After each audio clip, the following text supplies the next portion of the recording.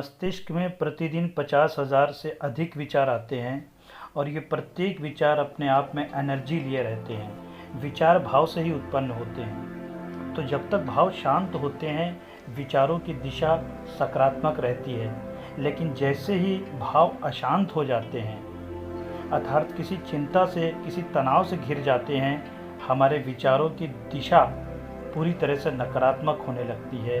और जैसे जैसे ये भाव ये चिंता गहराती जाती है हमारे विचारों की दिशा और अधिक नकारात्मक होती जाती है। तो ये चिंता ये तनाव आया कैसे?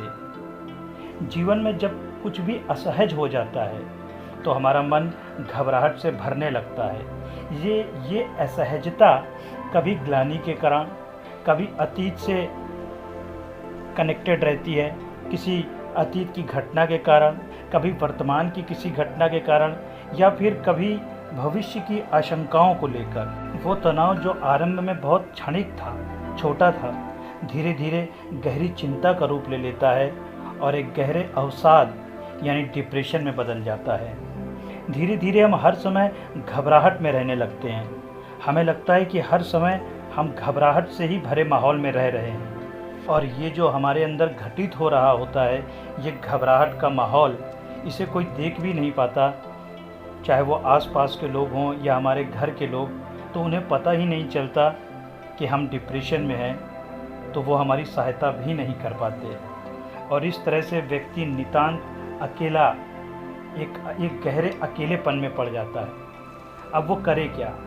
वो शुरू में इस चिंता को बचने के लिए उसे अवॉइड करना शुरू करता है। हम अपने आप को व्यस्त रखना शुरू कर देते हैं, कभी घर के किसी काम में, कभी दोस्त यारों के साथ बातचीत में, कभी टीवी में, कभी मोबाइल में। बस किसी तरह बिज़ी रहते हैं ताकि चिंता ना आ सके। लेकिन जैसे ही हम अकेले होते हैं, जिसे हमने सप्रेस कर दिया था, वो हमें घेर लेते हैं। वो भाव यानी हम एंजाइटी से फिर से घिर जाते हैं और कोई सॉल्यूशन हमें दिखाई नहीं देता।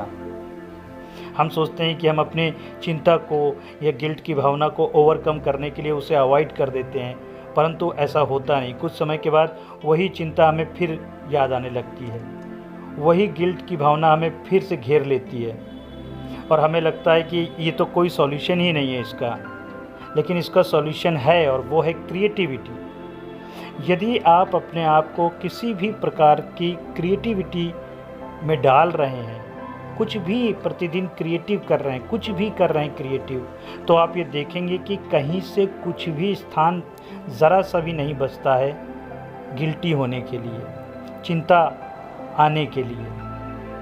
डिप्रेशन तो बहुत दूर की बात है। कारण ये है कि जब आप क्रिएटिव होते हैं तो उस समय आप जो क्रिएशन कर रहे हैं उसकी प्लानिंग आपके माइंड में सेगमेंट वाइज चलने लगती है। और जैसे जैसे आपने अपना गोल निर्धारित किया है कि आज के दिन मुझे ये कार्य करना है, प्रतिदिन अपने गोल को डिसाइड करके रखें और आप देखेंगे कि शाम तक आपका प्लानिंग उसी प्रकार से चलता रहता है। और जब तक आप अपने गोल को कंप्लीट नहीं कर लेते, आपका माइंड कहीं और जाता ही नहीं है। तो इस प्रकार से प्रतिदिन अपने गोल को एक क्रिएटिविटी के दायरे में रखें और आप देखेंगे कि कुछ ही दिनों में आप पूरी तरह से डिप्रेशन से बाहर आ गए हैं।